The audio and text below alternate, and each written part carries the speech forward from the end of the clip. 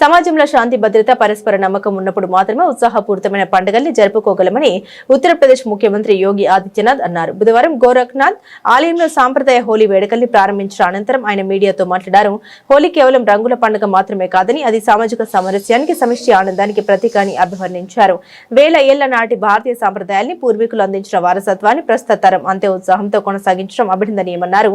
కులమతాలకు అతీతంగా సమాజంలోని అన్ని వర్గాల ప్రజలు హోలీ వేడుకల్లో భాగస్వామ్యం కావడం ద్వారా సామాజిక వివాదాలను రూపుమాపి సామరస్యపూర్వక వ్యవస్థ నిర్మించేందుకు కృషి చేయాలని సీఎం పిలుపునిచ్చారు. विरासत का संरक्षण कैसे होना चाहिए ये आज भारत एहसास कर रहा है. काशी में काशी विश्वनाथ धाम,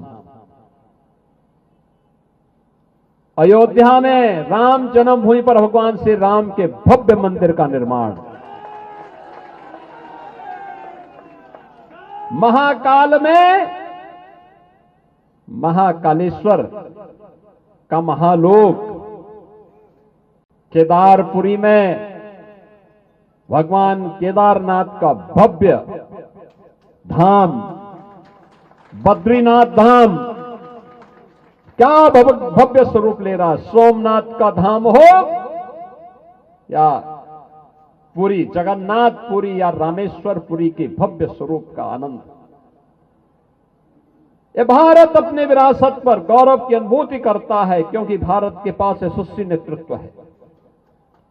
प्रधानमंत्री मोदी जी के नेतृत्व में विरासत का संरक्षण हो रहा है और एक भारत श्रेष्ठ भारत की इस परिकल्पना के साथ विकसित भारत के लिए प्राण प्रण से जुटने का एक जज्बा भी दिखाई दे रहा है.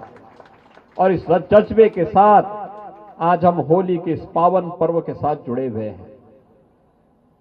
याद रखना,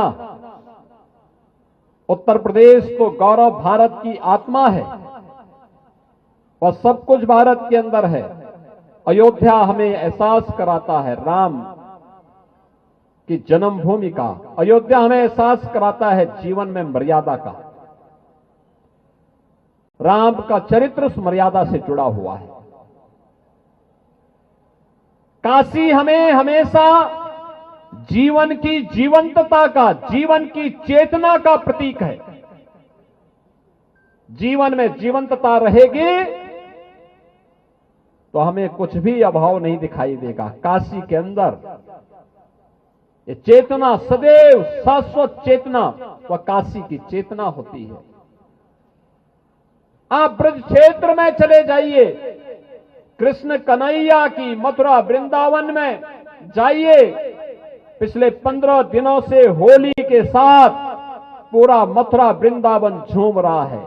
क्या मथुरा है, क्या वृंदावन है, क्या बरसाना है, क्या नंदगांव है, क्या गोकुल है, क्या गोवर्धन है, क्या बलदेव है. और लाखों लाख हिंदुस्तानी भी और विदेशी भी आकर के इस आनंद का अनुभूति कर रहे हैं रंगोत्सव के साथ. यानी भक्ति की प्रतीक कैसे होनी चाहिए वो भक्ति का एहसास करा रही है मथुरा वृंदावन. और प्रयागराज जाते हैं तो प्रयागराज में जो लोग पहले हमसे कहते थे कि भेदभाव है, छुआछूत है, उन लोगों को बताना चाहिए एक ही संगम में मां गंगा, मां यमुना और मां सरस्वती की त्रिवेणी में न कोई छोटा है, न बड़ा है, न बुजुर्ग है, न बच्चा है, न महिला है, न पुरुष है. सभी एक ही त्रिवेणी में डुबकी लगा करके समरसता का जो एहसास कराते हैं, यह एहसास एक साथ जीवन की शाश्वत चेतना को प्रदर्शित करता है कि अयोध्या में मर्यादा है तो काशी में जीवंतता है, मथुरा वृंदावन में भक्ति है तो प्रयागराज में समरसता का भी दर्शन हम सबको होता है. और दुनिया वालों देखो, यही सनातन धर्म का असली ताकत है. इसी ताकत का एहसास पे पर्व करा रहा है होली हमें. कहां भेदभाव है, हजारों की संख्या में हम लोग हैं. कहां जातिवाद है, कहां भेदभाव है. एक कुछ क्षुद्र बुद्धि के लोगों ने समाज को कमजोर करने के लिए इस प्रकार के स्वांग रचे थे. हमें उस धोखे में नहीं पड़ना है.